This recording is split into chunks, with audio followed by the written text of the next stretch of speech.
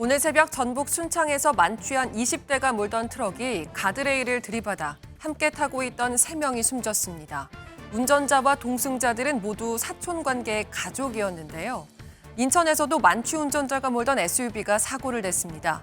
휴일 사건 사고 소식 김영현 기자입니다. 소방대원들이 바닥에 쓰러져 있는 사람들에게 심폐소생술을 실시합니다. 전북 순창군 인계면의 한 도로에서 20대 남성이 몰던 1톤 트럭이 가드레일을 들이받았습니다. 이 사고로 함께 탑승했던 20대 여성 1명과 10대 남성 2명이 숨졌습니다. 운전자도 크게 다쳐 병원으로 옮겨져 치료를 받고 있습니다. 숨진 이들은 사촌 관계로 휴가철을 맞아 순창에 사는 이모와 삼촌 집에 놀러왔다 변을 당했습니다. 출동한 경찰이 운전자를 음주 측정했더니 면허 취소 수준의 만취 상태였습니다.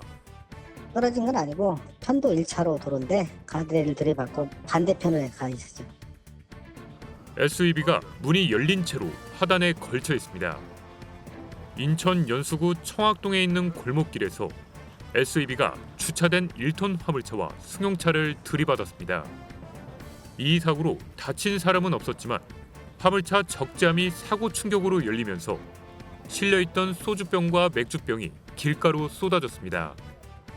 경찰이 조사하는 과정에서 운전자인 30대 남성이 면허 취소 수준의 만취 상태로 운전한 사실이 드러났습니다. 경찰은 운전자를 음주운전 혐의로 입건하고 자세한 경위를 조사하고 있습니다. MBN 뉴스 김영현입니다. 시골에 땅을 사서 주말마다 내려가고 싶지만 고민만 하는 분들 있죠. 집을 짓자니 2주택이 돼 세금이 걱정되고 농막은 농사용 창고로만 써야 하기에 잠자기가 적절치 않으니까요. 농촌 체류형 쉼터라는 게 도입됩니다. 규제를 대폭 풀어서 10평 이내면 주택으로도 사용할 수 있습니다. 김경기 기자가 취재했습니다. 충남 공주시의 한 전원마을. 60대 김명현 씨는 4년 전부터 주말이면 이곳을 찾아 틈틈이 농사를 짓고 있습니다. 그런데 자고 쉴 곳이 문제였습니다. 맹지로 집을 지을 수 없어 농막을 가져다 놓았지만 공간은 턱없이 부족했습니다. 아무리 봐도 협소하고 좁고 농기계 같은 경우에는 그 안에 보관한다는 게 어렵습니다.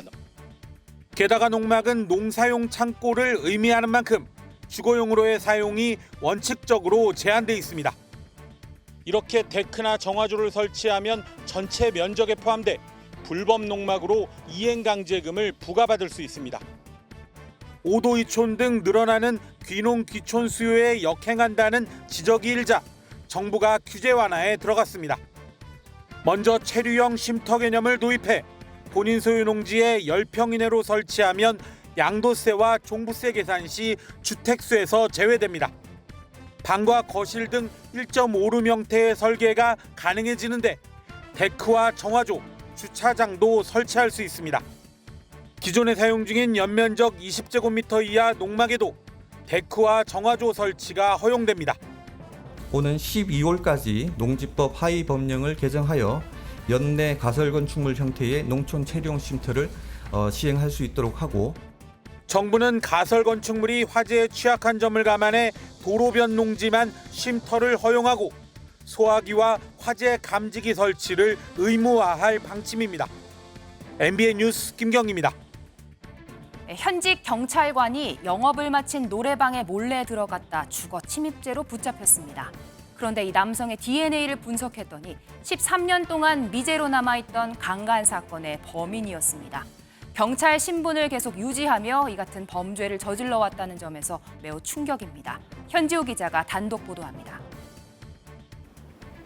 서울 은평구의 한 노래방입니다. 지난 5월 13일 새벽 영업이 끝난 이곳에 40대 남성 A씨가 들어가더니 3시간가량 머물다 나옵니다. 그날 저녁 다시 가게에 출근한 업주는 이상한 낌새를 느꼈습니다. 이제 이상하게 제가 놀란 거죠. 제가 모퉁이에서 이렇게 봐요. 이렇게 보고 이렇게 해서 저희 집을 들어와요. 조명도 다시 켜져 있었고 비품은 여기저기 널려 있었습니다. 업주가 가게에 다시 돌아왔을 때 이 출입문은 비밀번호가 풀린 채 그대로 열려 있었습니다. 사건이 발생하고 석 달이 지나서야 경찰에 붙잡힌 A씨는 서울경찰청 기동대 소속 현직 경찰관이었습니다. 그런데 수사 과정에서 또 다른 범행이 확인됐습니다. A씨의 DNA 분석 결과 13년 전 서울 강남에서 발생한 강간 사건 현장에서 발견된 DNA와 일치한 겁니다. 미제 강간 사건의 범인이었던 셈인데 A씨는 당시에도 현직 경찰관이었습니다. 경찰은 A씨를 주거침입과 강간 등 혐의로 서울 서부지검에 구속 송치했고 MBN 취재가 시작되자 직위 해제를 포함한 징계 절차에 나선 것으로 알려졌습니다. 검찰은 A씨가 또 다른 범죄를 저질렀을 가능성을 열어놓고 여죄 수사에 집중하고 있습니다. MBN 뉴스 현지호입니다. 이번엔 일본으로 가볼까요? 오늘 도쿄전력은 후쿠시마 원전 사고 13년 만에 원자로에 남아있는 핵연료 잔해를 꺼낼 예정이었습니다. 그런데 준비 중 작업을 돌연 중단했습니다. 핵연료 잔해가 오염수를 발생시키고 있기 때문에 이 잔해를 꺼내지 않는 한 오염수는 계속해서 나오게 됩니다. 주진희 기자입니다. 형태를 알아볼 수 없는 핵연료를 로봇 장치가 조금씩 드러내고 있습니다. 후쿠시마 원전에서 핵연료 잔해를 꺼내는 시범 영상으로 오늘 첫 시도를 준비했습니다. 今朝から開始しましたが中断しました。デブリの取り出しは2011年の東日本大震災以降初めてで 도쿄 전력이 원전 사고 이후 13년 만에 처음으로 잔해 반출 시도에 나섰지만 실패한 겁니다. 핵연료 잔해란 원전 사고 당시 과열된 연료와 그것을 감싸고 있던 금속 피속관이 같이 녹아내리면서 굳어버린 조각들을 말합니다. 근처에 있는 사람이 몇 분 안에 사망할 정도로 엄청난 방사능이 뿜어져 나오고 그 잔해의 양만 880톤이라서 방사능 오염수의 원인으로 지목됩니다. 때문에 이번에도 단 3g만 꺼낼 계획이었지만 로봇 장치의 파이프를 잘못 넣은 것으로 보입니다. もともと5本入れる予定のものの1本目になりますけど、押し込みパイプ1本目が計画してた順番のものと異なるということが確認されたものから 이런 속도라면 2051년 원전을 폐기하겠다는 계획도 늦어질 것으로 보입니다. 그동안 후쿠시마 원전에서 작업자가 피폭을 당하거나 발전소 벽에 문제가 생기는 등 크고 작은 우려가 계속 제기돼 왔습니다. MBN 뉴스 주유진입니다. 카카오페이가 4천만 회원의 개인 신용 정보를 당사자 동의 없이 중국 업체인 알리페이에 넘겨 파문이 일고 있습니다. 카카오페이 아이디부터 핸드폰 번호, 거래 내역까지 다 포함됐죠. 심지어 해외 결제를 하지 않은 고객의 정보까지 다 넘긴 것으로 확인이 됐습니다. 카카오페이의 해명 한번 들어보실까요? 최은미 기자가 합니다. 사건은 카카오페이와 카카오페이의 사실상 2대 주주인 중국 알리페이가 제휴를 맺으면서 시작됐습니다. 중국 등 해외 알리페이 가맹점에서 카카오페이로도 결제할 수 있게 한 건데 금융감독원은 카카오페이가 2019년 11월부터 지금까지 알리페이에 누적 5억 5천 건의 고객 신용정보를 제공했다고 밝혔습니다. 카카오페이 고객이 해외 알리페이 가맹점에서 결제했다면 알리 측에 대금만 정산해주면 되는데 굳이 고객 신용정보까지 제공했다는 게 금융감독원의 설명입니다.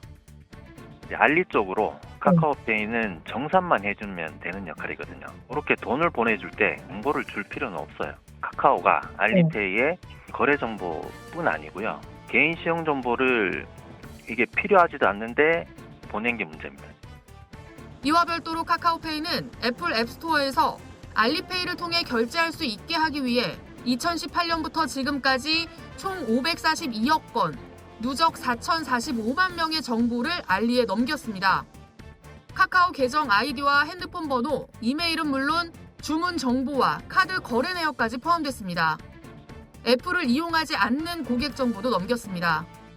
신용정보법상 개인 신용정보를 다른 곳에 제공하거나 특히 해외로 이전하려면 반드시 당사자 동의를 받아야 하지만 지키지 않았습니다. 카카오페이 측은 위수탁 관계에 따른 처리라 사용자 동의가 필요 없다고 판단했고 또 암호화를 거쳤다며 문제될 게 없다는 입장입니다. 금융감독원은 면밀한 법률 검토를 거쳐 신속히 제재 절차에 착수하는 한편 유사 사례에 대한 대대적인 점검을 실시할 계획입니다. MBN 뉴스 최은미입니다.